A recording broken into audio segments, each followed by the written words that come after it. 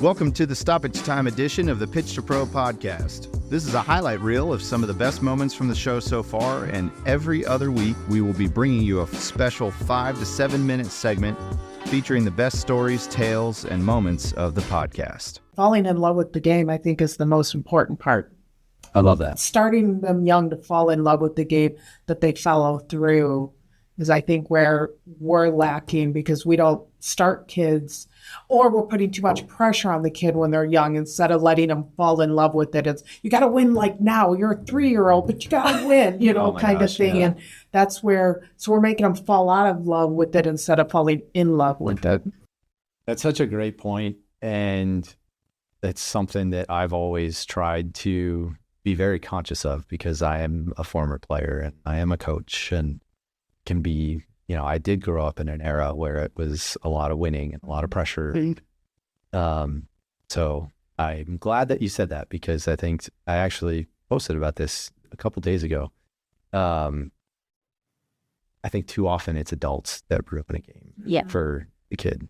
100%. Love for the game for the kid. It's not that they parents on the sideline. Yeah. Parents or even coaches that are focused on the wrong things, or referees or whatever it is. But so often it's adults in that kid's life that ruin it. And it's any sport. It's not just soccer. Right? Yeah. But if you allow them to find the things that they love and support them, and fantastic, obviously soccer, but whatever it is, piano, great. How can I support you? Exactly. Right. Yep. Help them fall in love with it. Don't take it away from them.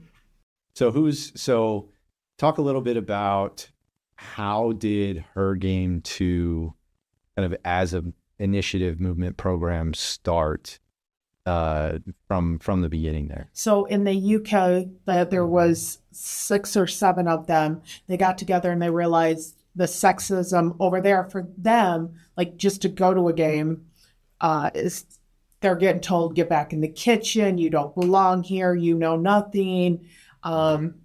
And all the other comments even worse than that.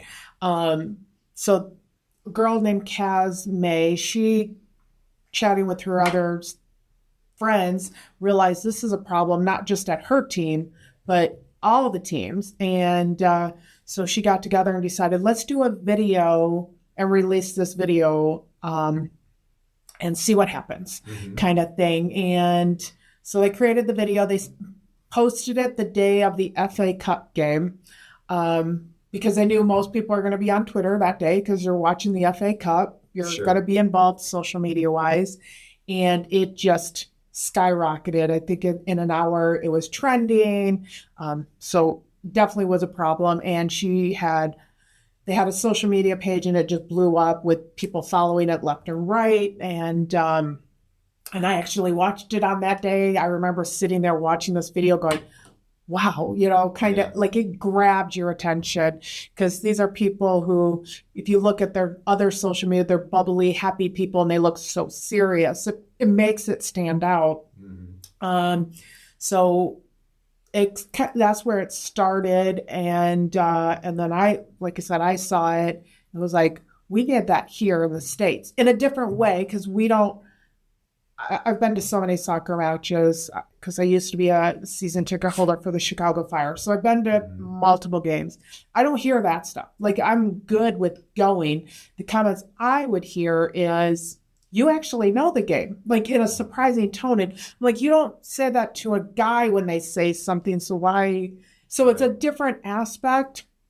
And then also going to the pub, that's where I was having my issues. Going to watch a game at a bar or a pub, that's when the sexism would come in. And not go back to the kitchen, but the touching or pretending to brush by kind of thing. And that's where I was like, well, I need to talk to Kaz and figure out how to bring that here. Yeah. How do I do that? Like, what did you do there that I can replicate here?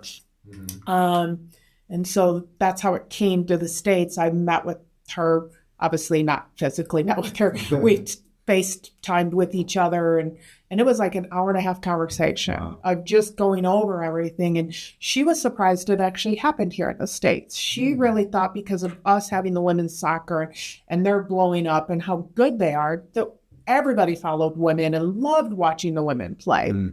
It's interesting to see what people's perceptions are outside of the country or the market, right? Exactly. And I was like, whoa, okay. If you're over here, you know differently. But it was neat. Like you said, it was great to hear that side of it. And then we started working on, okay, so she's like, all right, you want to bring it to the States? I give you full authority to do it. And so then the pressure was on me to like make it happen. So we redid the video with Americans. So, because we didn't want to just redo her video and repost it. Right. So she's like, can you find a bunch of American girls who have had issues and do the same video?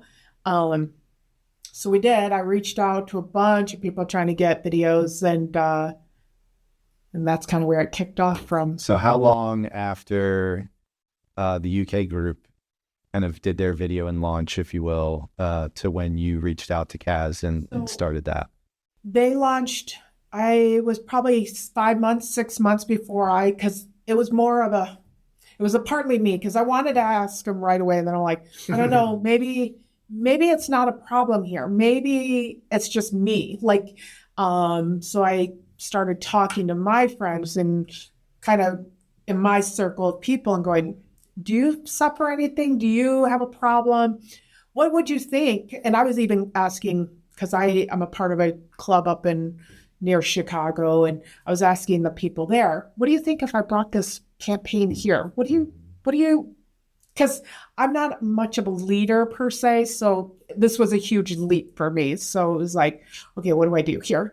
And everyone was like, you need to do it. Do it. So it took me 5 months, and that's when I reached out to Kaz. Thank you for joining us for this Stoppage Time special of the Pitch to Pro podcast. If you've enjoyed the conversation, you can click watch the full episode here. Be sure to tune in next Thursday for a new episode of the Pitch to Pro podcast, the official podcast of Ozark United FC. Available on YouTube, Instagram, and everywhere you get your podcasts.